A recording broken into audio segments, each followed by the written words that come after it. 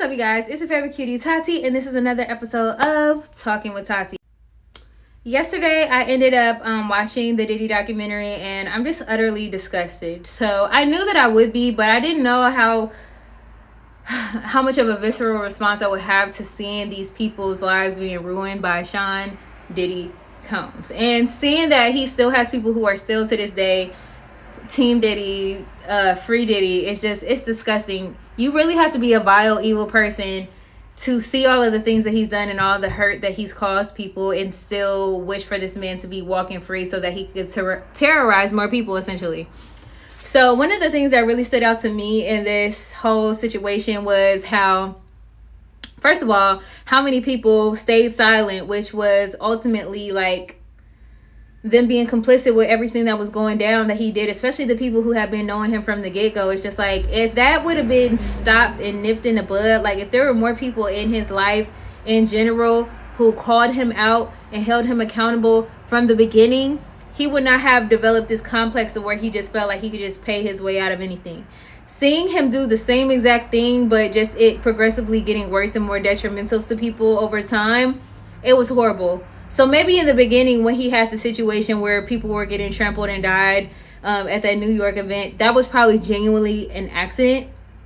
But having people step in to try to help you circumvent accountability, I feel like that stuck with him and what helped create the monster that he is today.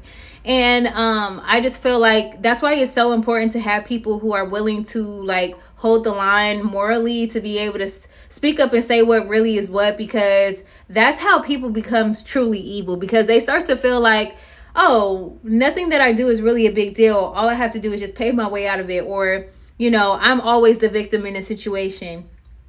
And it really stuck with me too, about how Andre Harrell had told him that basically like he always has to be the bigger person. He really took that and ran with it. Like, sir, you are trying to, your job is essentially to be in the background and to lift other people up. But you cannot do that if you are an insecure person who always has to be in the limelight. Like him, before when I used to see Diddy be in people's videos, I just thought like, okay, that's just some quirky thing that he does. Like, you know, it's cute, whatever, he likes to dance and that's just what they do like on Bad Boy. But then just seeing like the true nature of what that actually was, it started to disgust me, because it's just like, you cannot let anybody else have any shine. Like, that is literally disgusting, because you are put in this role to help people, but you're actually like sabotaging them. Like, you'll pretend to be in the role of giving people their flowers and like trying to like break them as artists, but deep down you have this insidious need to be the spotlight, and seeing anybody do better than you is going to cause you to undo all the work that you've done and basically like sabotage people. And he did that over and over and over and over again. Biggie is what really, it pulled on my heartstrings so much. Like, if I really wanted to, I could probably cry about it, because it's just like seeing how he was probably just like a good, positive person get dragged into this whole situation where that was caused by Diddy to begin with, and seeing him pay the ultimate price of his life, even when deep down he knew that he shouldn't have been in LA, and he was just trying to lay low. He wasn't trying to diss nobody. He was just trying to literally just, you know, make money and, you know, earn an honest living off of being an artist and being around the wrong people. It just was so sad.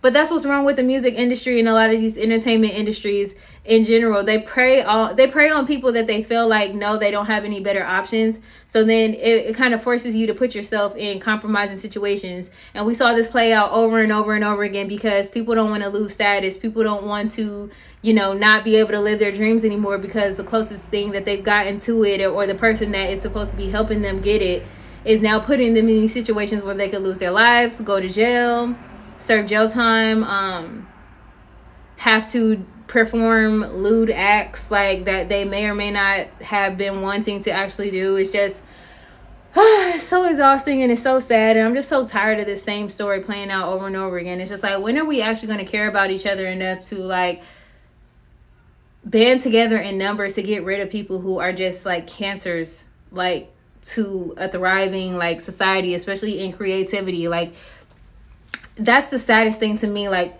creativity, music, art it literally comes directly from God. It's literally like it comes from the ethers and comes to specific people to be a vessel and to share things that are going to like uplift people or make people feel understood.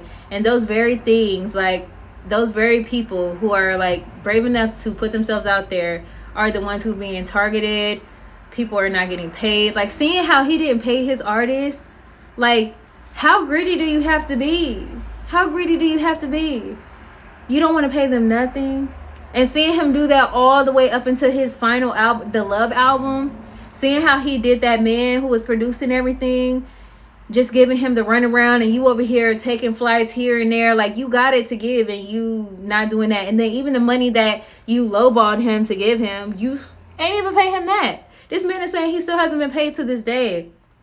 And seeing how there's no accountability or justice for that man and so many of these other artists who had their lives ruined, people investing their time and energy into these projects when they could have been building wealth otherwise. Like it's a crime. It's such a crime. It's horrible. It's disgusting. And to see how he even dragged his kids into this, because at this point, who even knows what kind of people they are because of the role model that they had and the things that they've seen and the things that they've been ushered into. Like hearing like he had his son involved in certain situations, it just sickened me. It sickened me. Seeing how he treated women sickened me.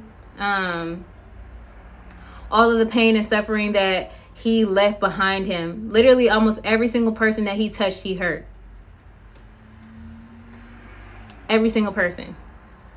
The people who were brave enough to actually come and speak, because this man is going to be out of jail again, probably going to cause even more harm. He doesn't strike me as a person who really takes true accountability and is like, oh, I need to change my life. He seems like he just does what he has to do to pay the least amount of consequence and moves on and continues to do the same thing. Like literally he's turned into a monster. And it's sad and it's scary that there are people out there like this, and to see how long he was able to do what he's done. Same thing for R. Kelly, same thing for Bill Cosby, honestly. And I'm so tired of people trying to use like race and identity politics to try to excuse horrible behavior, especially when you have power. You don't even have to do these things to people. There are so many willing participants who will have sex with you, who will do this and that.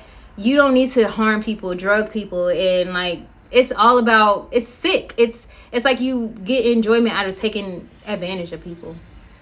So it's sick. All of it is sick. And I'm happy that it's out there. Hopefully it changes the narrative with the public and people just stay away from him. Please stay away from him.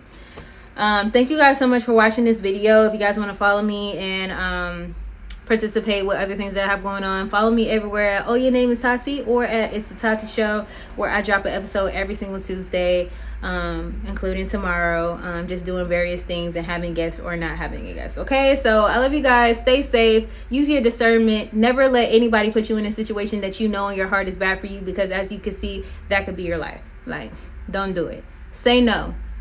Have the courage to say no and walk away. The worst that can happen is not that bad, I promise. All right, love you guys so much. Love you. Bye. Mwah.